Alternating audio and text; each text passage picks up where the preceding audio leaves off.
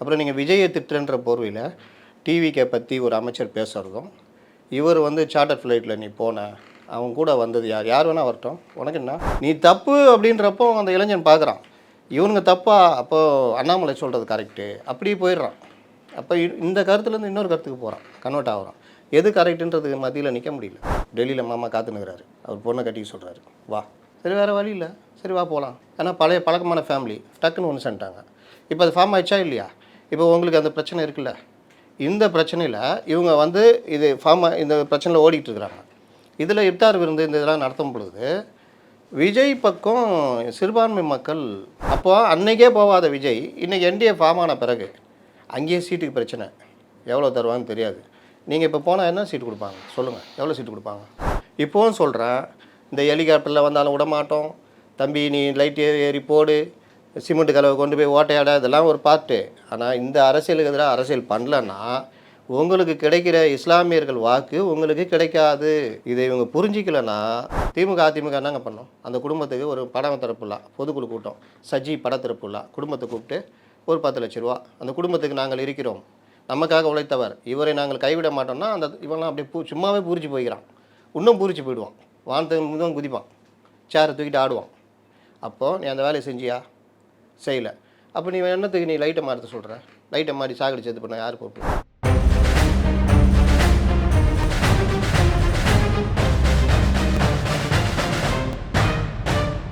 ரெட்ரோலுக்ஸ் நெஞ்சங்களுக்கு வணக்கம். நான் உங்கள் கார்த்திக். இன்றைய பொலிட்டிக்கல் பல்ஸ் நிகழ்ச்சியில் நம்முடைய இணைந்திருப்பவர் மூத்த பத்திரிகையாளர் திரு அப்துல் முத்தலீஃப் அவர்கள். வணக்கம் சார். வணக்கம். தாவேகா இதை பற்றிய பேச்சு தான் தொடர்ந்து இருந்துகிட்டே இருக்குது. குறிப்பாக இந்த கோவையில் நடந்த அந்த பூத் கமிட்டி மாநாட்டுக்கு பிறகு அதற்கான பேச்சுகள் இன்னும் அதிகமாகிட்டே இருக்குது அப்படின்றது ஒரு பக்கம், விமர்சனங்கள் ஒரு பக்கம் இருந்தாலும் கூட விஜய் மீதான அந்த தாக்குதல்கள், அவரை பற்றிய தனிமனித தாக்குதல்கள் அப்படின்றது ரொம்ப அதிகமாகிருக்கு. குறிப்பாக நேற்றைய தினம் வந்து புரட்சி பாடகர் கோவன் அவர்கள் வந்து பேசியது வந்து பெரிய வைரலாக இருக்குது. சமூக வலைதளங்களில் மிகப்பெரிய கண்டனத்திற்கு ஆளாயிருக்கார் அப்படின்னு சொல்லலாம். குறிப்பாக அவருடைய குடும்பம், அவருடைய மனைவி, அப்புறம் சில நடிகைகளை பற்றி கூட அவர் வந்து இப்படி பேச ஆரம்பிச்சிருக்கார். அப்படின்னும் போது எப்படி போயிட்டுருக்கு? தாவேகா மீது விமர்சனங்கள் ஒரு பக்கம் இருந்தாலுமே கூட அவங்க விஜய் பண்ணுற அரசியலையும் அவரையுமே தனிமனித தாக்குதல்கள் பண்ணும்போது இதை எப்படி பார்க்குறாங்க? நீங்கள் எப்படி பார்க்குறீங்க இதை? அதாவது இன்றைக்கி முதலமைச்சர் பேசியிருக்காரு, டெய்லி பேச ஆரம்பிச்சிட்டார் பார்த்தீங்களா? நெருக்கடியுடைய விளைவு. இன்றைக்கி பேசியிருக்காரு ஒரு கல்யாணத்தில், யார் நாகரிகம் இல்லாமல் பேசினாலும் உடனடியாக நடவடிக்கை எடுப்போம் அப்படின்றார். இப்போ பொன்முடி பேசினார், உடனடியாக கனிமொழி கண்டிச்சாங்க, இது பண்ணாங்க, உடனடியாக நடவடிக்கை எடுத்தார். ஆமாம். என்ன பண்ணார்? அதாவது பதவியிலேருந்து நீக்கியாச்சு. அமைச்சர் பதவியிலேருந்து நீக்கல, ஒன்று அது கொஞ்சம் ஜாஸ்தி பேசணும், கரெக்டா? அதுக்கப்புறம் எக்ஸ்ட்ரீம் போனால் தான் அமைச்சர் பதவியா? அதான் அது அந்த ஸ்கேல் இருக்குது. இவ்வளோ பேசுனா கட்சி பதவி, இவ்வளோ கொஞ்சம் வண்டியாக திட்டினா இவ்வளோ, இன்னும் அதிகமாக திட்டினா இவ்வளோ. அது கூட உயர்நீதிமன்றம் சொன்னதுக்கு அப்புறம் தானே அதுதான் அப்படின்னு வச்சுருந்தாங்க. உயர்நீதிமன்றம் கண்டிச்சோன்னா வேறு வழி இல்லாமல் தூக்கி விட்டாங்க. அப்போது நாகரிகம், பகுத்தறிவு, நான் ஏற்கனவே பேசியிருக்கேன், பகுத்தறிவுன்றது சுயமரியாதை. பகுத்தறிவில் முக்கியமானது சுயமரியாதை. ஏன்னா நீங்கள் எல்லாத்தையுமே ஒரு வெர்ஷனில் பார்ப்பீங்க, நல்லது கெட்டது, ஏன் இதை நம்ம பண்ணணும், ஏன் இதை பண்ணக்கூடாது, ஏன் இன்றைக்கி இளம் தலைமுறையினர் பல இதை கடந்து வந்து படிப்பு மற்ற விஷயங்கள் போய் திருமணம் உள்ளிட்டவற்றையே ஏன் நான் 12 வயசில் பண்ணணும், ஏன் நான் வந்து படிச்சுட்டு பண்ணக்கூடாது, ஏன் டிகிரி வாங்கி செட்டில் ஆகிட்டு பண்ணக்கூடாது, இதெல்லாம் வந்து எப்படி வருது? கல்வி என்னத்தை சொல்லிக் கொடுக்குது? பகுத்தறிவை. பகுத்தறிவு என்ன பண்ணுது? நம்ம எப்படி வாழணுன்றது. அதில் ஒரு பார்ட் என்ன நான் மதிக்கிறது, தன்னம்பிக்கை. இன்னொன்று உங்களை மதிக்கிறது, எது தரப்பையும் மதிக்கிறது தான் பகுத்தறிவு. ஆனால் இவங்க சொல்கிற பகுத்தறிவு எதில் போய் முடியுது? பொன்முடி பேசுகிறாரு, அவர் அந்த அந்த நாத்திக கருத்துக்கள் பகுத்தறிவில் ஒரு பார்ட்டு, மூட நம்பிக்கைகள் எதிராக பேசுகிறது. ஆனால் மூட நம்பிக்கைகள் எதிராக பேசுகிறேன்னு எதை பேசுகிறாரு? பெண்களை கொச்சைப்படுத்துறது, சமயத்தை ஒப்பிட்டு ரொம்ப கேவலமாக பேசி வாயால் கெட்டு, இந்திய வரலாற்றிலேயே வாயால் கெட்டு முதன்முறை ஒருத்தர் பதவி எடுக்கிறாருன்னா அது இவராக தான் இருப்பார், வேறு யாரும் இருக்க மாட்டாங்க. வாயால் பதவிக்கு வந்தவங்க தான் இவங்க. இப்போ இவங்கள ஒருத்தர் வாயால் கெட்டு போயிட்டார், அது ஒரு பார்ட்டு. இல்லை அது மட்டுமே ஒரு காரணமாக இருந்துச்சா? வேற என்ன சொல்லுங்கள், வேற எதுவும் உள் காரணம் இருந்துச்சா? அதெல்லாம் இருந்தது. உங்களுக்கு பதவி போனது என்ன காரணம்? நேரடி காரணம் இதுதான், அவ்வளோதான். வாயால் கெட்டதுன்னா அப்போ வாயாலே வந்து வாயாலே கெட்டு போயிட்டார். அப்போது இந்த பகுத்தறிவுன்றது இவர்கள் சொல்லுவது நான் பெரியாருடைய பேரன், நான் அப்படி, நான் இப்படி, நான் வந்து நாங்கள் தான் உலகத்திற்கே கற்றுக் கொடுக்கும் இனம் எம்மினம் அப்படிலாம் பேசிக்கிட்டு இவங்க பண்ணுறதுல ஒரு வகை இந்த மாதிரி கேவலமாக பேசுறது. விஜய் அரசியலுக்கு வந்திருக்காரு, நம்ம கூட விமர்சனம் பண்ணுறோம், கிண்டலே பண்ணுறோம். ஆனால் விஜய் உடைய அரசியலை நம்ம விமர்சனம் பண்ணுறோம். விஜய் கட்சி ஆரம்பிச்சிருக்காரு, அவருடைய தொண்டர்களை அவர் வந்து கரெக்ட் பண்ணணும், அவர் நெறிப்படுத்தணும், அவர் கட்சியுடைய உட்கட்டமைப்பை சரி பண்ணணும். இளைஞர்கள் அதிகமாக இருக்கிற கட்சி, ஆனால் இளைஞர் அணின்னு ஒன்று இல்லை. பெண்கள் அதிகமாக இருக்கிற கட்சி, ஆனால் மகளிர் அணி இல்லை. மாணவர்கள், அதாவது இளம் பருவத்தினா மாணவ பருவத்தினர்கள் அதிகமாக இருக்கிற கட்சி உங்கள் கட்சின்னு சொல்லிக்கிறீங்க, ஒரு மாணவர் அணி இல்லை, தொழிற்சங்கம் இல்லை. இந்த மாதிரி பல இது நம்ம விமர்சனம் பண்ணுறோம், போனது வந்தெல்லாம் பண்ணுறோம். தம்பி நண்பா, லைட்டு இல்லைன்னா நீ இந்த டியூப் லைட் வாங்கி 100-200 மாட்டு அப்படின்றான். அங்கே சாக்கடை செத்தா என்ன வருது? என்ன அவங்களுக்கு சொல்லி தரீங்க? டியூப் லைட் இல்லைன்னா அதுக்கான மனு எழுதி மக்கள்கிட்ட கையெழுத்து வாங்கி அதை கொண்டு போய் மின் வாரியத்தில் கொடுத்தீங்கன்னா நீ மனு எழுதும் போது நீங்கள் தயாராகிறீங்க, எப்படி எழுதணும் ஒரு ஆளுமை உங்கள்கிட்ட வருது. கையெழுத்து வாங்கும்போது 4 பேர் 4 தான் பேசுவான், அவனுக்கு பதில் சொல்லும் போது நீங்கள் தயாராகிறீங்க. அந்த அதிகாரிகிட்ட கொடுக்கும்போது அவன் ஒன்று சொல்லுவான், அவன்கிட்ட ஒரு வாக்குவாதம் ஆகும். நான் யார் தெரியுமா? எல்லா யங்ஸ்டர்ஸ் உருவாகிருக்கும், நாளைக்கு தளபதி ஆச்சு அப்படின்னா அப்போ அவன் கொஞ்சம் பயப்படுவான். கரெக்டு, பரவாயில்ல. அப்போ இந்த மாதிரி தயாராகிறதுக்கு தான் இந்த மாதிரி இயக்கங்கள்லாம். நீ என்ன சொல்கிற? மருத்துவமனையில் எலி ஓடுது, ஓட்டையாக இருக்குது, நீ என்ன செய்கிற? சிமெண்ட் மணல் ஜெல்லாம் 200-300 ஒரு கொத்தனார் கூட்டு போய் அடன்னா. இப்போ ஜிஹெச்சில் அப்படி இருக்குது. இங்கே இருக்கிற ஒரு விஜய் ரசிகர் பார்க்குறாரு, கொஞ்சம் சிமெண்ட் மணல் ஜல்லிலாம் வாங்கிக்கிட்டு ஒரு கொத்தனாரை கூப்பிட்டுக்கிட்டு வார்டுக்குள்ளே போனால் என்ன பண்ணுவாங்க? பிடிச்சி உட்கார வச்சு அரெஸ்ட் பண்ணுவாங்க. அப்போது இந்த மாதிரி சொல்லிக் கொடுக்காதீங்க, இது வந்து சரியில்லை, அவங்களுக்கு மீன் பிடிக்க கற்றுக் கொடுங்க, மீனை கொடுக்காதீங்க. இந்த மாதிரி விஷயங்கள் நம்ம விமர்சனம் பண்ணுறோம். ஆனால் இவர்கள் பகுத்தறிவுன்ற பொருள் என்ன பண்ணுறாங்க? விஜயை தனிப்பட்ட முறையில் விமர்சிப்பது. இல்லை, கோவன் அவர்களை அதை தான் சொல்ல வரேன். அதுலேயும் கோவன் கடந்த அதிமுக ஆட்சியில் அவர் மதுவிலக்குக்கு எதிராக போராடியது, பேசினது, அந்த பாடல்கள் ஒரு வடிவம், போராட்ட வடிவங்களில் பாடல்களாக இசைத்து கொண்டு போகிறது ஒரு வடிவம். அதில் அவர் எக்ஸ்பர்ட்டு. அப்போ அவர் கம்யூனிஸ்டா? கம்யூனிஸ்டுகளில் பல வகை உண்டு, பல பிரிவுகள் உண்டு. அதில் ஒரு பிரிவில் அவர் இருக்கார். கம்யூனிஸ்ட் அப்படி மார்க்சிஸ்ட் லெனினிஸ்ட்னு ஒரு பிரிவு ஏதோ ஒன்று அதில் இருக்கார். அதில் ஒரு வடிவங்க. இந்த சென்னை கலைக்குழு இருக்கும், இப்போ ஸ்ட்ரீட் ட்ராமா போடுவாங்க, ஒரு 5 பேர் திடீர்னு சேர்ந்து ஒரு பெரிய விஷயத்த தெரு மக்கள்கிட்ட அப்படியே விலைக்கு சொல்லுவாங்க. இது கம்யூனிஸ்டுகள்கிட்ட இருக்கிற ஒரு போராட்ட வடிவத்தில் ஒன்று. இந்த மைம் சொல்லுவாங்கள்ல, ஒரு விஷயத்தை மக்கள்கிட்ட கொண்டு போகிற மைம்னு ஒரு கலை இருக்குது. அந்த மாதிரி அதில் இவர் அதில் பாடல் பாடிலாம் சொல்லுவாங்க. அந்த மாதிரி இதில் இவர் அதில் தான் ஃபேமஸ் ஆனார். அப்போ அப்படிப்பட்ட புரட்சிகர கம்யூனிஸ்டெலாம் கேட்குறீங்களா, கம்யூனிஸ்ட கொள்கை ஏற்றுக்கிட்டவங்க தான். அப்போது கம்யூனிஸ்டம் என்ன சொல்லுது? அடுத்தவங்கள மாதிரி ஆணாதிக்க சிந்தனைக்கு எதிராக இரு, பெண்ணடிமைத்தனத்துக்கு எதிராக இரு, பெண்ணியத்தை பாதுகாக்கணும், பெண்களுக்கான உரிமைகள்னு வரும்பொழுதே பெண்களை கேவலப்படுத்தி பேசக்கூடாதுன்றதான் வருதில்ல. அப்புறம் நீங்கள் விஜயை திட்டுன்ற போர்வையில் டிவிக்கை பற்றி ஒரு அமைச்சர் பேசுகிறதும், இவர் வந்து சார்ட்டர் ஃப்ளைட்டில் நீ போன, அவங்க கூட வந்தது யார் வேணால் வரட்டும், உனக்கு என்ன? சார்ட்டர் ஃப்ளைட்டில் அவர் சொந்த காசில் போகிறாரு, அதுக்கும் தனிப்பட்ட வாழ்க்கைக்கும் அரசியல் வாழ்க்கைக்கும் சம்மந்தம் இல்லையே.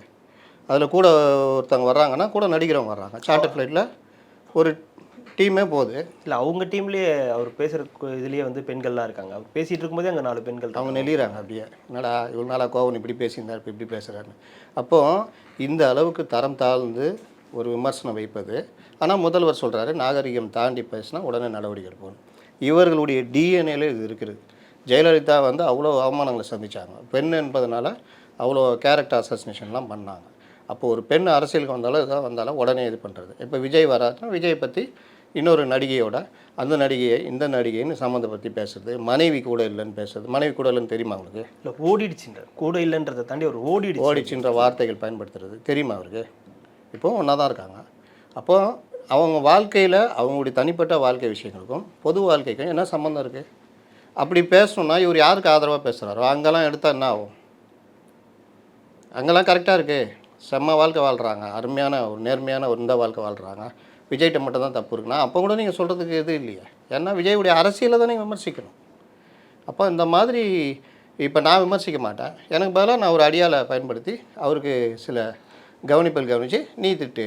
அப்போ கிட்டத்தட்ட அவங்களோட செயல் மாதிரி தானே ஆகும். வேற என்ன? இது அசைன்மெண்ட் தானே?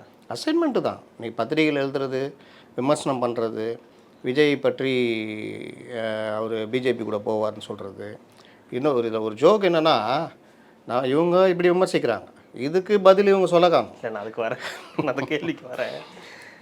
இல்லை, கோவன் மாதிரியான ஒரு நபர்கள் வந்து புரட்சி பாடுறது, இந்த மாதிரி பாடல்கள் மூலியமா விழிப்புணர்வு ஏற்படுத்துன்றதை தாண்டி இப்போ இந்த மாதிரி அசைன்மெண்ட்டுக்காக வேலை செய்கிறாங்கன்னா, கிட்டத்தட்ட இவங்களுக்கும் இதே மாதிரி வேலை செய்கிறாங்க இல்லையா? இப்போ நம்ம பார்க்குறோம் காணொலிகள்லாம் பார்க்குறோம் இல்லையா? அவங்களுக்கு என்ன வித்தியாசம்? ஒன்றும் கிடையாது. நீங்கள் திமுகவுடைய சாதனைன்னு சொன்னீங்கன்னா, மெயின் ஸ்ட்ரீம் மீடியாக்களையும் ஆதரவு பத்திரிகையாளர்களையும் தனக்கான ஆதரவாளர்களாக மாற்றிக்கிட்டது ஒரு மெயினான ஒரு விஷயம். இன்னொன்று, அதிகமான யூடியூபர்ஸை உருவாக்கி இவர்களுக்கு சார்பாக எதிரணிகளை அடிப்பதற்கான உருவாக்குனது ஒரு சாதனைன்னு சொல்லலாம்.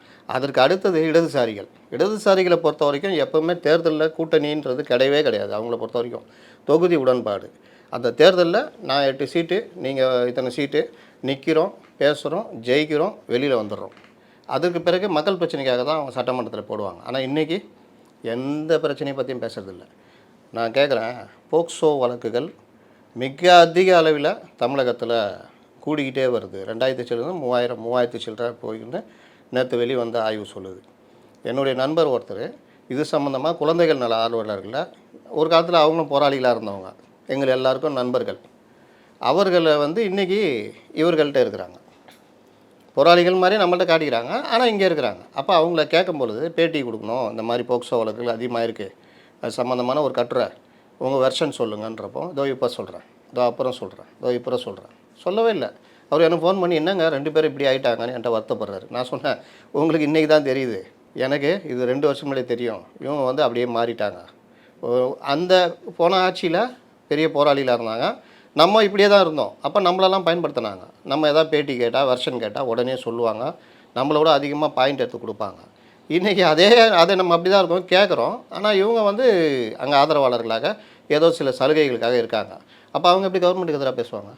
இந்த அரசுடைய சாதனை தான். நீங்கள் பேசுகிறீங்களா, கார்த்திக் ரொம்ப பேசுகிறீங்களா, உங்களை கூப்பிட்டு ஒரு சின்ன பதவியோ இல்லை ஏதோ ஒரு உங்களுக்கு ஒரு ஆதாயம் செஞ்சிடுறது. அப்புறம் நீ வாயே திறக்க மாட்டேங்க. பூலோகின் சுந்தரராஜன் இருந்தார்ல, இந்த அரசுக்கு எதிராக ஏதாவது திறக்கிறாரா, வாய் திறக்கிறாரா? போன கவர்மெண்ட்டில் என்னென்ன பேச்சு பேசினார்? இந்த மாதிரி ரொம்ப பேரை நான் சொல்லுவேன் உதாரணமாக. தனிப்பட்ட எதையும் யாரும் சொல்லக்கூடாததுனால நம்ம விட்டுடுறோம். ஆனால் இன்றைக்கி நிலைமை அதுதான். அப்போ இந்த கவர்மெண்ட் இந்த மாதிரி ஆட்களை, பத்திரிகையாளர்களை, பொதுவாகவே திமுக சார்பு மனநிலையில் குடும்பத்தில் படித்து வளர்ந்து வந்தவர்கள், இவர்கள் சொல்வதுதான் கரெக்டு, பாஜக எதிர்ப்பு மனநிலை, அது அதுவும் ஒரு மோசமானதுன்ற. நீ பத்திரிகை துறைக்கு வந்த பிறகு அரசுடைய செயல்பாடுகள், அது பாஜக அவர்களோட யாரோட நீ அப்படி தான் பார்க்கணும். ஆனால் நான் வரும்பொழுது எனக்குள்ளே ஒரு இது இருக்கும், அந்த எண்ணத்தோடய எல்லா விஷயத்தையும் அணுகிறது. பாஜக கொண்டு வர என்இபி சரியில்லை, மும்மொழி கொள்கைனா அதில் இந்தியை திணிக்க தான் செய்வாங்க. அதை கொஞ்சம் படிக்கலாம். என்இபியில் என்ன இருக்குது, மும்மொழி கொள்கைனா எந்த அளவுக்கு யூஸாக இருக்குது. இன்றைக்கி நான் இப்போ வரும்போது ஒரு பேட்டி பார்த்துட்டு வந்தேன், மதிவதி நின்று அந்த அம்மா பேசுகிறாங்க. என்இபியை கொண்டு வந்ததுனால பீகார் உட்பட பல மாநிலங்களில் இடைநிற்றல் அதிகமாக இருக்குது அப்படின்றாங்க, மும்மொழி கற்றுக்க முடியாமல் அப்படின்னு. நான் உடனே அதை பற்றி இது பார்க்குறேன். இடைநிற்றல் சதவீதம் இருக்குது, 17%, 11% அந்த மாதிரி. ஆனால் அதுக்கு இதுதான் காரணமானு கேட்டால் இது காரணம் இல்லை அப்படின்னு அந்த இதில் நம்ம பார்க்கும் பொழுது என்னென்ன காரணங்கள்னு பார்க்கும்பொழுது, அந்தந்த மாநிலங்களில் கல்வியை அமல்படுத்துறதில்ல, அதுக்கான வசதிகள் பண்ணி தரதில்ல, பெற்றோர்கள் மத்தியில் இது குடும்ப வறுமை, வேலைக்கு அனுப்புறது, இந்த மாதிரி விஷயங்கள்னால இடைநிற்றல் அதிகமாகுது அப்படின்னு தான் அதில் ஆய்வு சொல்லுது. மும்மொழி கொள்கைன்றது ஒரு இதான் காரணம் இடைநிற்றல்னா. இன்றைக்கி ப்ரைவேட் ஸ்கூலில் படிக்கிற எல்லா பசங்களுமே யாருமே படிக்க மாட்டாங்க, எந்த பசங்களும் ஸ்கூலுக்கு போகாது, எல்லாம் நிறுத்திட வேண்டியதான். ஏன்னா எல்லா ப்ரைவேட் ஸ்கூல்லையும் கேவிலையும் மற்ற சிபிஎஸ்சிலையும் மும்மொழி இருக்குது. அங்கே படிக்கிற பசங்க படிக்க தான் செய்கிறாங்க. அப்போ இங்கே மட்டும் ஏன் அந்த மாதிரி நான் இதை காரணமாக வச்சு சொல்கிறீங்கன்னா, அது காரணம் இல்லை, அது ஒரு காரணமாக இருக்கலாம். இப்போ ஒரு ஏழை வீட்டில் ஒரு இதில் 3 மொழி இப்போ கவர்மெண்ட்டில் கொண்டு வந்துடுறாங்க, அப்போ அந்த பசங்களுக்கு படிக்கிறது கஷ்டமாக இருக்கும். அதற்கான ஏற்பாடுகளை அரசு செஞ்சு கொடுக்கணும். என்இபி நல்ல திட்டம், ஆனால் அது நடைமுறைப்படுத்துறதுக்கான விஷயங்களை கொண்டு வரணும். ஆனால் அதை பண்ணாமல் நான் பண்ண மாட்டேன், எல்லாம் மோசம், மும்மொழி தொன்னால் இடைநிற்றல் அதிகம் அப்படின்னு சொன்னால் அது ஒரு மேலோட்டமான பார்வை. அது என்னென்னா திமுகவுக்கு இவங்க சொல்கிறாங்கல்ல, அதுக்கு ஆதரவான பார்வை. அப்போ இந்த மாதிரி விஷயங்கள்லாம் விவாதங்கள் போக மாட்டேங்குது. அதில் ஒன்று தான் இந்த கோவன், இந்த மாதிரி விஷயம். கோவனெல்லாம் உடனே கண்டிக்கணும்ல. இல்லை, எதனால் அவர் இந்த அது நடந்த நிகழ்வு சுபவி இருக்கக்கூடிய அந்த திராவிடர் கழகத்துடைய அந்த இதில் அதில் ஏன் இப்படி ஒரு அவங்க பேச வேண்டியது சாதனைகளை திராவிட பேசினா நான் அப்புறம் என் வாயை கிண்டினா ரொம்ப விஷயம் பேச வேண்டியது இருக்கும். அதாவது பெண்ணியத்துடைய இது ஆணாதிக்கத்துக்கு எதிரானதுன்னு சொல்லிட்டு பெண் விடுதலைன்னு பேசிக்கிட்டு அவர்கள் சில குரூப்புலாம் வச்சுருக்காங்க. அப்போ அந்த குரூப்புக்குள்ளேயே அடிச்சுக்கிறாங்க. லிவிங் டுகெதர்லேருந்து பல விஷயங்கள், எவ்வளோ விஷயங்கள் போய்கிட்டு இருக்குது. அதனால் அதுக்குள்ளே போக வேணாம். அவர்கள் பகுத்தறிவு வேறு, பகுத்தறிவு போர்வையில் பல விஷயங்களை பண்ணிகிட்டு இருக்கிறாங்க. ஆக்சுவலாக பகுத்தறிவும் சுயமரியாதையும் வேறு. ரொம்ப சிம்பிள். நீங்கள் என்னை மதிக்கணும், நான் உங்களை மதிக்கணும். நாத்திக கருத்துன்றது என்னோடது, என்னுடைய சொந்த விஷயம். உங்களுக்கு ஆத்திக கருத்து இருக்கலாம், அதை நான் மதிக்கணும். நான் உங்கள் வீட்டுக்கு வர்றேன், ஒரு பூஜை பண்ணுறீங்க, டக்குன்னு திருநீர் கொடுக்குறீங்கன்னா எனக்கு கொடுக்குறீங்கன்னா ரைட், நான் வாங்கிக்கணும். அதனால் நான் ஒன்றும் நாத்திக இதுலேருந்து நான் கடவுளை ஏற்றுக்கிட்டேன்னு அர்த்தம் இல்லை. கொஞ்ச நேரம் பார்த்து நான் போட்டுற போகிறேன், அவ்வளோதானே. அதை விட்டுட்டு உங்கள்கிட்ட வந்து சண்டை போடுறதோ உங்கள்கிட்ட வாதம் பண்ணுறதோ கிடையாது. இவர்கள் எல்லாம் அப்படி கிடையாது. இவர்களுடைய நாத்திக கருத்துக்கள் மூட நம்பிக்கை எதிராக தான் பெரியார் கொண்டு வந்தார். அதாவது மூட நம்பிக்கையை ஒழிக்கணும்னு கொண்டு வந்தார். அப்படி ஒரு மூட நம்பிக்கைகளை பரப்புகிற ஒரு இதுவாக இந்து மதம் இருக்குது, மற்ற இது இருக்குன்னா அந்த கடவுளை நான் வெறுக்கிறேன்னாரு. ஆனால் இவர்கள் அதை தாண்டி வேறு விஷயங்கள்லாம் போயிட்டாங்க. இன்றைக்கி எங்கே இல்லை, தாலி கட்ட மாட்டேன்னு இது பண்ணாங்க, தாலி அறுப்பு போராட்டம் நடத்துனாங்க. யார்கிட்ட தாலியில் யார் கட்டலை. அதனால் தாலின்றது ஒரு கட்டத்து மேலே தானாக காண போயிடும். ஒரு பெண்கள் படித்து அடுத்த கட்டத்துக்கு வரும்போது, என்னடா நீ எதுக்கு என்ன கட்டுற, என்ன இதுனா எதுக்கு இது அப்படி தாலியை கழட்டி வைக்கிறதுலாம் இப்போ சாதாரணமாக ஆயிடுச்சுல்ல. அது அலைபாதிலே வந்துருச்சு. நீங்கள் அந்த நாட்கள் படத்தில் சொல்லுங்கள், பச்சே என்னுடைய லவ்வர், ஆனால் ஏதோ சொல்லுவான், ஒரு வசனம் சொல்லுவான், என்னுடைய மனைவி என்னுடைய லவ்வர் உனக்கு மனைவியாக இருக்கலாம், ஆனால் உன்னுடைய மனைவி எனக்கு லவ்வராக இருக்க முடியாதுன்னு பெரிய இது கருத்து மாதிரியே கழட்டி போட்டு போடானா கழட்டி போட்டு நான் உன்னை விரும்புகிறேன், உன்னை கட்டாயம் தள்ளி வச்சிட்டாங்க, இப்போ அவன் என்னை கூப்பிட்றான், நான் விரும்புகிறேன், இந்த அப்படி வச்சுக்கிட்டு போயிடலாம், அவ்வளோதானே வாழ்க்கை, வேறு என்ன. ஆனால் அதுக்கு ஒரு அப்படியே தாலின்னு சென்டிமெண்ட் கொண்டு வந்து முடிச்சிடுவாங்க. ஏன்னா இது ஒரு காலகட்டம் வரைக்கும் இந்த மாதிரி இருந்தது. இப்போல்லாம் அதான் கிடையாது. நீங்கள் சாதாரணமாக கழட்டி வச்சுட்டு போகிறாங்க. தாலின்றதை செயினாக மாற்றிட்டாங்க, செயினுன்றதை வேறு மாதிரி மாற்றிட்டாங்க, தாலியே வேணான்றாங்க. அதனால் இவ்வளோ பெரிய மூக்குத்திலாம் போட்டுருந்தாங்கல்ல, 2 மூக்கில் இவ்வளோ பெருசு ரவுண்டாக 2 ஹெட்லைட் மாதிரி இருக்கும். இப்போலாம் இருக்கா? பொட்டு இவ்வளோ பெருசு வச்சுருந்தாங்களே, இப்போ இருக்கா? எல்லா மாற்றங்களும் தானாக நடக்கும். நீ வந்துட்டு ஒரு இதை கொடுக்குறது, அதுக்கப்புறம் அந்த தாலி இல்லைன்றது, அப்புறம் தாலியை வச்சு உன் வீட்டு கல்யாணத்தில் தாலி கட்டுறது. அதனால் இவர்களுடைய பகுத்தறிவெல்லாம் விட்டுருங்க, அது விவாத பொருளே வேணாம். அதில் ஒன்று தான் அந்த மாதிரி விஜயை தனிப்பட்ட முறையில் திட்டதெல்லாம் அது கேலிக்குரியதாக மாறி போச்சுங்க. அது இந்த மாதிரி மாறினால தான் வலதுசாரி கருத்துக்கள் இங்கே அதிகரிக்குது. நீ தப்பு அப்படின்றப்போ அந்த இளைஞன் பார்க்குறான், இவனுங்க தப்பா, அப்போது அண்ணாமலை சொல்கிறது கரெக்டு, அப்படியே போயிடுறான். அப்போ இந்த கருத்துலேருந்து இன்னொரு கருத்துக்கு போகிறான், கன்வெர்ட் ஆகிறான். எது கரெக்டுன்றதுக்கு மத்தியில் நிற்க முடியல. இன்னொரு பக்கம் இன்றைய தினமலர் நாளிதழில் வந்து இந்த தலைப்புச் செய்தி இதுதான், அமித்ஷாவுடன் நயினார் நாகேந்திரன் சந்திப்பு, அதன் பிறகு வந்து விஜயை வந்து உள்ளே இழுக்கிறதுக்கு அதிமுக. அமித்ஷா அதிமுகவில் இருக்கிறாரு. அமித்ஷா அதிமுகவில் இருக்காரு. அமித்ஷா கிட்ட தான் அதிமுகவே இருக்குது. அது விட்டுருங்க, அமித்ஷா அதிமுகவில் இருக்காரு. அது தேவையில்லை சார். நயினார் நாகேந்திரன் எங்கே இருக்காரு? நயினார் நாகேந்திரன் பாஜகவில் இருக்காரு. அமித்ஷாவும் பாஜகவில் தான் இருக்கு. நயினார் நாகேந்திரன் அமித்ஷாவை சந்திக்கிறது என்ன இருக்குது? ஏன் என்ன இல்லை, என்ன இருக்கு? முன்னாள் எம்எல்ஏ ஒரு அதிமுக இதில் இருந்திருக்காரு அவர், அவரை இப்போ தலைவர் ஆக்கியிருக்காங்க. என்னங்க அட் ப்ரெசென்ட் என்ன பாஜக கட்சியோட தலைவர் சார், தமிழக பாஜக தலைவர். அவருடைய அகில இந்திய தலைவரை சந்திக்கிறார், அவ்வளோதானே. சொல்லுங்கள். இப்போ விஜயை பற்றி பேசியிருக்க மாட்டாங்களா? விஜய் இந்த கட்சிக்குள்ளார இழுக்கணுன்றது தானே அவங்களோட டார்கெட்டாக இருக்குது. இந்த அதிமுக கூட்டணிக்குள்ளார இழுத்தா தானே வந்து திமுகவுடைய ஓட்டை வந்து அப்படியே இங்கே எடுத்துகிட்டு வர முடியும். நீங்கள் சொல்கிறீங்களா இல்லை இன்றைக்கி தினமலர் நாளிதழில் தலைப்புச் செய்தியாக வந்ததை நான் சொல்கிறேன். அப்படி சொல்கிறீங்க, அது கேட்குறீங்க. ஆமாம். நீங்கள் ஒரு சும்மா இந்த விஷயத்தெல்லாம் விட்டுருங்க, சும்மா யதார்த்தமாக வாங்க. விஜய் இன்றைக்கி ஒரு கட்சி நடத்துகிறார்.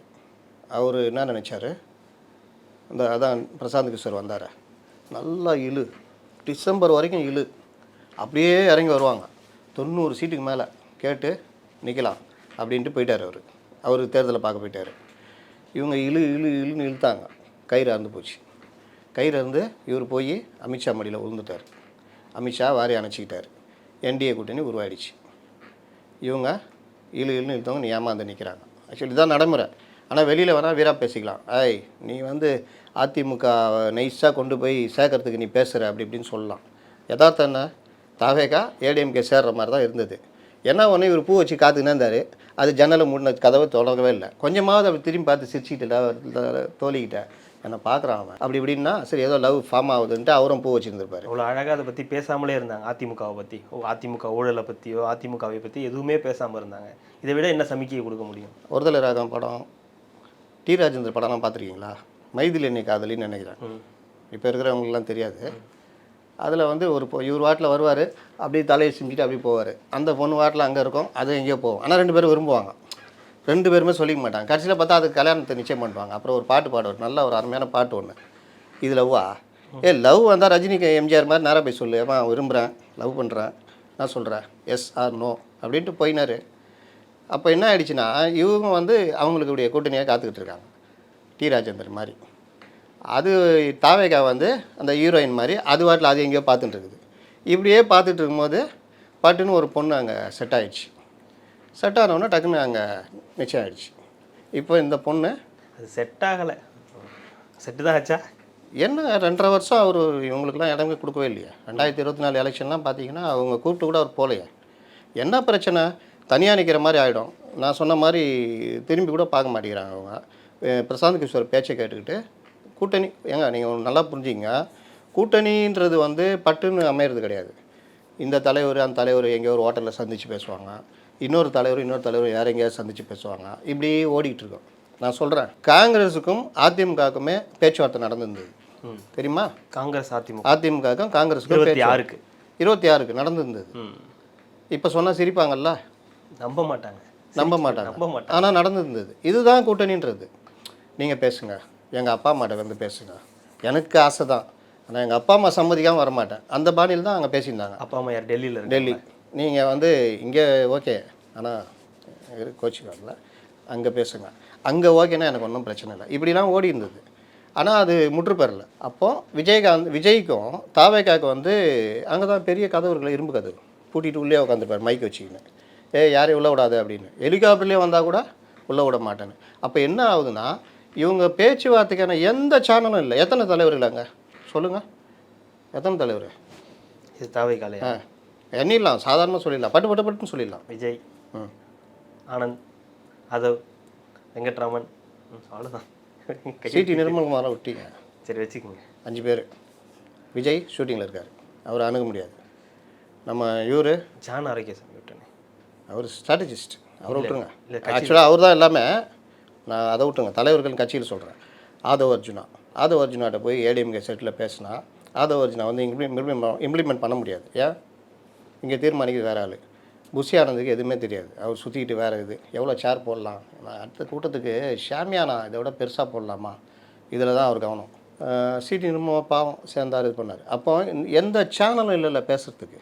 அப்போ என்ன ஆகுதுன்னா, இவங்க அப்படியே பார்த்துட்டு வெயிட் பண்ணிட்டு சரி முடியாது. அப்போ இவங்க சொல்கிறாங்க, அண்ணா நீ சொன்னது நான் கேட்டோம்ல, அந்த சைடில் ஒரு இதுவும் காணோம், டெல்லியில் மாமா காத்துனுக்கிறாரு, அவர் பொண்ணை கட்டிக்க சொல்கிறாரு, வா. சரி வேறு வழி இல்லை, சரி வா போகலாம். ஏன்னா பழைய பழக்கமான ஃபேமிலி டக்குன்னு ஒன்று செஞ்சிட்டாங்க. இப்போ அது ஃபார்ம் ஆயிடுச்சா இல்லையா? இப்போ உங்களுக்கு அந்த பிரச்சனை இருக்குல்ல, இந்த பிரச்சனையில் இவங்க வந்து இந்த பிரச்சனையில் ஓடிக்கிட்டு இருக்கிறாங்க. இதில் இஃப்தார் விருந்து இந்த இதெல்லாம் நடத்தும் பொழுது விஜய் பக்கம் சிறுபான்மை மக்கள் அதிகமாக போகிறதுக்கான இதுன்னு உளவுத்துறை ரிப்போர்ட் போடுது. அப்போ திமுக பதட்டமாகுது. விஜய் பக்கம் சிறுபான்மை மக்கள் போயிட்டாங்கன்னா, பட்டியலின மக்கள் போனாங்கன்னா, நம்முடைய ஓட் பேங்க் காலி ஆகும். என்றைக்கு இருந்தாலும் சிறுபான்மை மக்கள் என்டிஏக்கு ஓட்டு போட மாட்டாங்க. அப்போ நமக்காக நினச்சிட்டு இருந்தது பிச்சுக்கிட்டு போகுதுன்ற கோவம். அந்த கோபத்தில் உருவாக்கப்பட்ட நரேட்டிவ் தான் இன்றைக்கி தினமலர்லாம் வர்றது. எப்படி உருவாக்குவாங்கன்னா, கொஞ்சம் கொஞ்சமாக தான் உருவாக்குவாங்க. அதில் என்ன வருது நீங்கள் யோசிச்சு பாருங்கள். விஜய் போகணுன்னா, ஏன் நான் இவ்வளோ பெரிய கதை சொன்னேன்னா, போகணுன்னா அன்றைக்கே போயிருக்கலாமே ஏடிஎம் கூட. பிஜேபி தேவையில்லையே, ஏடிஎம் கூட சேர்ந்துருந்தா பெரிய கூட்டணி தானே. பிஜேபி தேவையே இல்லையா, 4% தானே இங்கே, புரியுதா? அப்போது அன்றைக்கே போகாத விஜய் இன்றைக்கி என்டிஏ ஃபார்ம் ஆன பிறகு அங்கேயே சீட்டுக்கு பிரச்சனை, எவ்வளோ தருவான்னு தெரியாது. நீங்கள் இப்போ போனால் என்ன சீட்டு கொடுப்பாங்க சொல்லுங்கள்? எவ்வளோ சீட்டு கொடுப்பாங்க? 30 ஒத்துக்குவார் அவர்?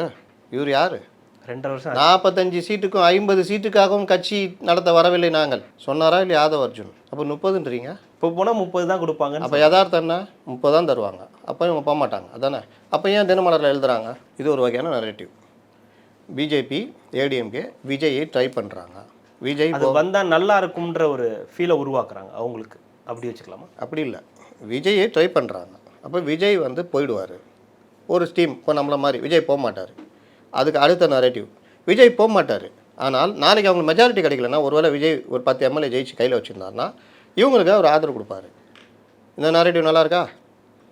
அப்படிப்பட்ட விஜய்க்கு இஸ்லாமியர்கள் விட்டா பிஜேபி வந்துடும், பாஜக வந்துடும், இவர் அங்கே போயிடுவார். எப்படா சொன்னேன்? நான் தான் எழுதியிருக்கேனே அப்படின்னு. அவர் போவார்னு அவர் எப்போ சொன்னார்? நாங்கள் தான் எழுதியிருக்கோமே. அந்த நரேட்டிவ் செட் ஆகுதா? நாளைக்கு பிஜேபிகிட்ட விஜய் போயிடுவாருன்னு ஒரு இதை கருத்தை முழுசுமாக உருவாக்கிடுவாங்க. இப்போ நம்ம வந்து இவங்களுக்கு சொல்கிறோம், தாவேக்காக்கு இந்த மாதிரி பிரச்சனை இருக்குது. இல்லை, திருமாவளவன் கூட போயிருப்பார் அந்த புத்தக வெளியீட்டு விழாக்கு டிசம்பர் 6ஆம் தேதி. இவங்க தான் ஆரம்பித்து வச்சாங்க அந்த தினமலரில் ஆரம்பிச்சு வச்சாங்க.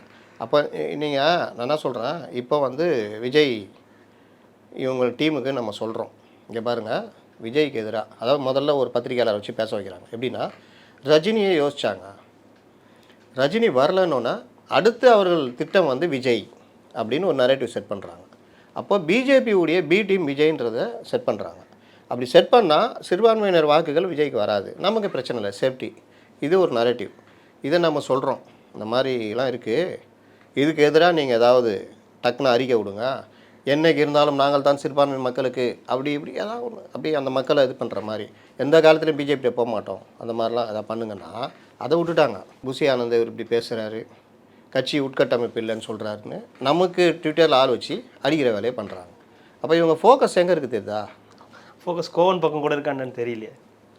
இல்லை, நேற்று நம்ம போட்டதுக்கு நாங்கள் பார்த்துக்குறோம், நீங்கள் உங்கள் வேலையை பாருங்கள், அப்படி தான் வருது கமெண்ட்ஸ் ஃபுல்லாக. அதெல்லாம் நம்ம உலக மெகா ஸ்ட்ராட்டஜிஸ்ட்டு பண்ணுற வேலைன்னு வச்சுங்க. அப்போது அந்த ரசிகர்களும் சரி, எது நுணுக்க அரசியல், அரசியல் வேறு, நுணுக்க அரசியல்னு ஒன்று இருக்குது. அந்த அரசியல் நேரடியாக தெரியாது, ஆனால் அதோடைய ரிஃப்ளெக்ஷன் எதிரொலிக்கும். நீங்கள் 2024 ஏடிஎம்கே தனியாக நின்று நான் இல்லை நான் பார்த்துட்டான்னு நான் பார்க்கலன்னு வந்த படத்தில் அந்த மாதிரி பிஜேபிகிட்ட நான் பிஜேபிகிட்ட போகலன்னாரு. நான் போகிறான்னு நம்ப வச்சாங்களா இல்லையா? அதுதான் நுணுக்க அரசியல். ஒரு ஓட்டு போச்சா? எஸ்டிபிஐலாம் கூட்டி வச்சு இஸ்லாமியர்கள் மாநாடு எல்லாம் பண்ணீங்க. இவர் என்ன சொன்னார் சிஎம், இன்றைக்கி போக மாட்டாங்க நாளைக்கு போயிடுவாங்க அப்படின்னாரா இல்லையா? அது செல்லுச்சா இல்லையா? இதுதான் நுணுக்க அரசியல். இந்த வேலையை விஜய்க்கு எதிராக பண்ணுகிறார்கள். இப்போவும் சொல்கிறேன், இந்த ஹெலிகாப்டரில் வந்தாலும் விட மாட்டோம், தம்பி நீ லைட் ஏறி போடு, சிமெண்ட் கலவை கொண்டு போய் ஓட்டையாட, இதெல்லாம் ஒரு பார்ட்டு. ஆனால் இந்த அரசியலுக்கு எதிராக அரசியல் பண்ணலன்னா உங்களுக்கு கிடைக்கிற இஸ்லாமியர்கள் வாக்கு உங்களுக்கு கிடைக்காது. இதை இவங்க புரிஞ்சிக்கலன்னா இவர்கள் அவ்வளோதான், நம்ம அதுக்கு மேலே ஒன்றும் சொல்கிறதுக்கு இல்லை. இன்னைக்கு வந்த விஜயோட இந்த அறிக்கை எப்படி பார்க்குறீங்க? அது கோவையில் அவர் போய் இறங்கினப்ப நடந்த சம்பவங்கள், மரத்துலேருந்து குதிச்சது, அவருக்கு பயமுறுத்துற மாதிரி பண்ண சில விஷயங்கள் இப்போ ஒரு அறிக்கையாகவே கொடுத்துருக்க. படம் மலைக்காலன் வரும், வண்டி போயிட்டே இருக்கும், மேலேருந்து பொத்துன்னு குதிப்பாங்க. அந்த மாதிரி விஜயை எதிர்பார்க்காம இப்படி பார்த்தா டம்முன்னு ஒருத்தன் குதிக்கிறான். இருக்கா ஒய்பிரி இன்னும் அமலுக்கு வரலன்னு நினைக்கிறேன். ஓகே, இப்படி பார்த்தா இந்த சைடில் ஒருத்தன் குதிக்கிறான், அந்த சைடில் ஒருத்தன் குதிச்சு தலைவா இப்படின்றான். அவன் அடிக்க கை வாங்கினா விஜய் அப்படியே மிரல்றாப்புல. இது நம்ம ஒரு காமெடிக்கு சொன்னாலும் சீரியஸாக பார்க்குறேன். விஜய் ஆகாதவர்கள் விஜய் அரசியலுக்கு வந்தால் சிக்கல். இன்றைக்கி அவங்க பாதை தப்பாக இருக்குங்க, அவங்களுக்கான ரூட்டு தெரியல. நாளைக்கே புஷியானதுக்கு மிகப்பெரிய அளவில் நாலேஜ் இம்ப்ரூவ் ஆகிடுச்சின்னு வச்சுக்கோங்க. புரியல இல்லைங்க, நாளைக்கே மிகப்பெரிய அரசியல் ஞானி ஆயிடுறாரு வச்சுங்க புஷியானந்து. ஏன் இப்போ இல்லையா? அதான் சொல்கிறாரா, டியூப் லைட்டு போயிடுச்சுன்னா. ஏங்க, உங்கள் தெருவில் லைட் எரியலைன்னா நீங்கள் டியூப் லைட் வாங்கி கொண்டு போய் மாற்ற முடியுமா? என் வீட்லேயே மாற்ற முடியாது. உங்கள் வீட்லேயே நீங்கள் அதை விட்டுருங்க, தெரு விளக்கில் போய் நம்ம ஏறி மாற்ற முடியாதுங்க, வாய்ப்பே இல்லை. பப்ளிக் ப்ராப்பர்ட்டிங்க, போலீஸில் பிடிச்சி கொடுத்துருவாங்க. சரி, அதையே மீறி நீ யாரும் பார்க்காம நீ ஏறிட்டேன். ஏன்னா அவன் மரத்துலேருந்தே குதிக்கிறவனாச்சே, டொங்குன்னு போகிற வண்டியில் குதிக்கிறான். ஒரு வேளை ஏறி மாற்றினான்னு வச்சுட்டிங்க, ஷாக் அடிச்சிச்சு, செத்து போயிட்டான். புஷி ஆனந்த் பார்த்துக்குவாரா? சஜின்னு ஒருத்தர் இருந்தார்ல, சரி, நெல்லை மாவட்ட செயலாளர், 25 வருஷம் விஜய்க்கும் நெருக்கமானவர், புஷி ஆனந்துக்கும் நெருக்கமானவர். தன்னுடைய குடும்பத்தை எல்லாத்தையும் விட்டுட்டு கட்சிக்காக பாடுபட்டவர். ஹார்ட் அட்டாக் வந்து செத்து போயிட்டார். விஜய் போய் பார்த்தாரா? சார்ட்டர்ட் ஃப்ளைட்டில் இங்கேருந்து இப்போ கோயம்புத்தூர் போனார்ல, அந்த மாதிரி ஒரு சார்ட்டர்ட் ஃப்ளைட்டில் தூத்துக்குடி போயிட்டு அங்கேருந்து நெல்லை போகிறதுக்கு எவ்வளோ நேரம் ஆகும்? சரி ரைட், நீங்கள் போக முடியல, பாடி மெட்ராஸில் தான் இருந்தது, இங்கே தானே இறந்து போனார் ஸ்ரீபெரும்புத்தூரில், இங்கே பார்த்துக்கலாம்ல. சரி பார்க்கல, விட்டுருங்க, அதெல்லாம் முடியல. ஆனால் அதுக்கு பிறகு ஒரு 15 நாள் 20 நாள் பொறுத்து அந்த ஃபேமிலி போய் பார்த்துக்கலாம்ல. உங்களுக்காக தூத்துக்குடியில் இவர் இந்த சுடப்பட்டவங்கள விஜய் போய் பார்த்தப்போ நைட்டில் நள்ளிரவில் பைக்கில் ஏற்றிக்கிட்டு ஒவ்வொரு வீடாக கூட்டு போன ஆளுங்க சஜி. விஜய்க்கு அவ்வளோ நெருக்கமானவர். அப்போ அந்த சஜிக்கே நீங்கள் இந்த அளவுக்கு தான் மரியாதை கொடுக்குறீங்க, அவர் ஃபேமிலியை கண்டுக்கல. நம்மளாக தானே பண்ணுவோம். திமுக அதிமுக என்னங்க பண்ணோம்? அந்த குடும்பத்துக்கு ஒரு படம் திறப்புலாம் பொதுக்குழு கூட்டம், சஜி பட திறப்புலாம் குடும்பத்தை கூப்பிட்டு ஒரு 10 லட்ச ரூபா, அந்த குடும்பத்துக்கு நாங்கள் இருக்கிறோம், நமக்காக உழைத்தவர், இவரை நாங்கள் கைவிட மாட்டோம்னா அந்த இவெல்லாம் அப்படியே சும்மாவே பூரிச்சு போய்க்கிறான். இன்னும் பூரிச்சு போயிடுவான், வானத்துக்கு தான் குதிப்பான், சேரை தூக்கிட்டு ஆடுவான். அப்போது நீ அந்த வேலையை செஞ்சியா? செய்யலை. அப்போ நீ என்னத்துக்கு நீ லைட்டை மாற்ற சொல்கிற? லைட்டை மாறி சாகடிச்சு எது பண்ண யார் போப்பு? புரியுதா? அப்போது இது எல்லாம் இருக்கிற மைண்ட் செட்டில் தான் புஷி இருக்கிறார். அப்படிப்பட்ட புஷி மிக சிறந்த அரசியல் ஞானம் பெற்றுட்டார், அந்த மாதிரிலாம் வந்துட்டாருன்னு வச்சுக்கோங்க. இந்த கட்சி ஓரளவுக்கு இம்ப்ரூவ் ஆகுதுன்னா விஜய் வந்து நாளைக்கு முதல்வர் ஆகிறார். இப்போ இல்லை 31ல். அதுக்கு பிறகு விஜய் ஒரு அடுத்து 25 வருஷத்துக்கு அவரால் சஸ்டெயின் ஆக முடியும். ஒழுங்கான அரசியல் பண்ணால் ஏன்னா அவரால் பண்ண முடியும். அடுத்த தலைமுறைகள் விஜய்னு வரும், விஜய் போயிடுவார், இன்னொரு 5 வருஷம் வேறு யாராவது வருவாங்க, மறுபடியும் விஜய் இருப்பார், இப்படியே போவோம். அப்படிப்பட்ட ஒரு நிலமையில் அந்த மாதிரி ஒரு சூழ்நிலை வர்ற ஒருத்தரை நீங்கள் வேனில் கூட்டு போகிறீங்க, இது பண்ணுறீங்க. அவர் பாதுகாப்பு முக்கியமாக வேணாவா? இப்படிப்பட்ட ஒருத்தரை திடீர்னு ஒரு முட்டையில் ஆசிட்டை வச்சு டொங்குன்னு குதிச்சு தூக்கி அடிச்சா என்ன பண்ணுவீங்க? இல்லை ஒரு கத்தியை வச்சு குத்திட்டா என்ன பண்ணுவீங்க? என்ன பாதுகாப்பு கொடுக்குறீங்க? ரோட் ஷோன்றீங்க. விஜய்க்கு என்ன பாதுகாப்பு இருக்குது? இதை சொன்னால் எங்கள் தலைவரை எங்களுக்கு பாதுகாத்து கொள்ள தெரியும் அப்படின்றாங்க. அது சொன்ன மறுநாள் தான் மரத்துலேருந்து குதிச்சான். அதனால் இது எல்லாமே முக்கியங்க. விஜயுடைய பாதுகாப்பு ரொம்ப முக்கியம், அரசியல் முக்கியம், எல்லாமே முக்கியம். நீ ரோட் ஷோன்ற பேரில் பைத்தியக்காரத்தனம் பண்ணி அதை வந்து ரசிகம் பண்ண மாட்டான். ரசிகர் பொருள் யாராக பண்ணிட்டா 80களில் கலைஞர் எப்போவுமே ட்ரெயினில் தான் போவார், ஃப்ளைட்டில் போக மாட்டார். அப்படி போகும்போது ஒவ்வொரு ஸ்டேஷன்லேயும் கட்சிக்காரங்க வரவேற்பு கொடுப்பாங்க. அப்படி கொடுக்கும்பொழுது ஒருத்தன் கத்தி அடிக்கிறான். அந்த கத்தி கரெக்டாக ஒரு அந்த அந்த ஜன்னல் கம்பி இருக்குல்ல, அந்த கம்பியில் பட்டு கீழே வந்துச்சு. கரெக்டாக அது வந்து கம்பியில் பட்டுச்சு. கொஞ்சம் கீழவோ மேலவோ இருந்தால் அவர் மாரில் பாஞ்சிட்டு வரும் கத்தி. அதுக்கப்புறம் கலைஞருக்கு பாதுகாப்புலாம் அதிகப்படுத்தினான்னு வச்சிங்களேன். இது நடக்குமா நடக்காதா? எத்தனையோ தலைவர்களுக்கு இப்போ அமெரிக்க அதிபர்களுக்கு செருப்பு தூக்கி அடிக்கிறான் ஒருத்தன். ஒரு ஈரான் பத்திரிகையாளர் மொதல் செருப்பு அடிச்சா பிறகு அவர் இப்படி பார்க்கும்போது 2வது செருப்பையும் கழட்டி தூக்கி அடிச்சான். பார்த்தீங்களா? 2த்துலேயும் அடி வாங்காமல் தப்பிச்சார் அவர். அந்த மாதிரிலாம் இருக்குங்க உலகம். அதனால் இவர்கள் அதில் அலட்சியம் காட்டுறாங்கன்னு சொல்கிறேன். கண்டிப்பாக சார், தொடர்ந்து பேசலாம். மிக்க மகிழ்ச்சி. நன்றி.